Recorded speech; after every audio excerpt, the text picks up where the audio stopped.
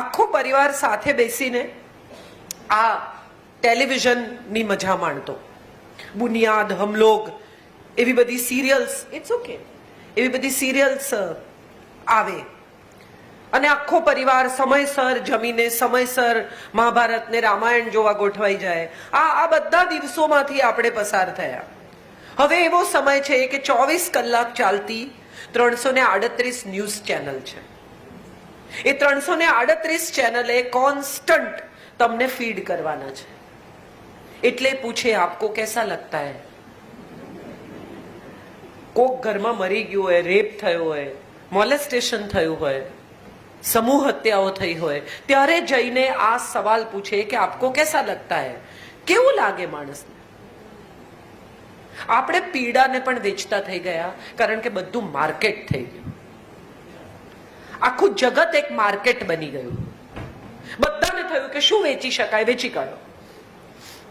ઇરફાન ખાનનું એક ટ્વિટર આવે તો આપણે બધા પાગલ થઈને એકબીજાને ફોરવર્ડ કરીએ કે આવી ગ્લેન્ડ છે ને, આવી ટ્યુમર છે ને, હવે પરદેશ જાય છે ને, આ લોકોની લાઈફસ્ટાઈલ આવી હોય, શ્રીદેવી ગુજરી જાય તો આપણે મારી નાખી કે મરી ગઈ, શું થયું હશે, આટલું બધું કોણ પીએ, આવી રીતે બાથટબમાં ડૂબી જાય તો ખબર કેમ ન પડે.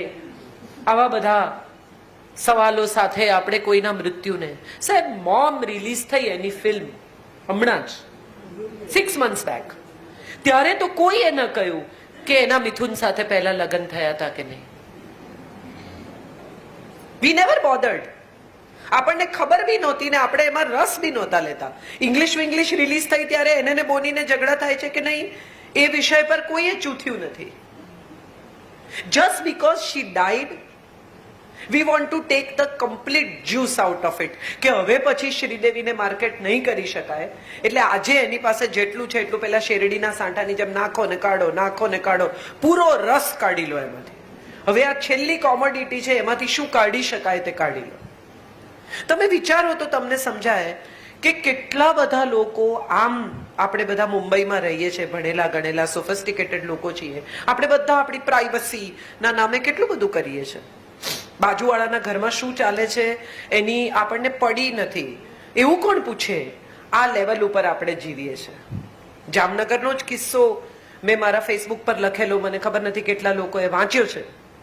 કૃષ્ણનગરમાં એક છોકરી 9 વર્ષની, એના સાવકા પિતાએ એને 4 મહિના સુધી ટોર્ચર કરી, જસ્ટ બીકોઝ કે એમને એની કેરાલા ભાગી ગયેલી માને અહીંયા બોલાવવી હતી અને મકાનના પેપર્સમાં સહી કરાવી હતી. આ 9 વર્ષની છોકરીને જે ટોર્ચર કર્યું છે એની હકીકતો વાંચો તો રૂવાડા ઊભા થઈ જાય. એ પછી એ છોકરી ગુજરી ગઈ. ત્યાં સુધી આજુબાજુમાં કૃષ્ણનગર, જામનગરનું જેણે જોયું હશે એને ખબર હશે કે કોમન બોલ્સ છે.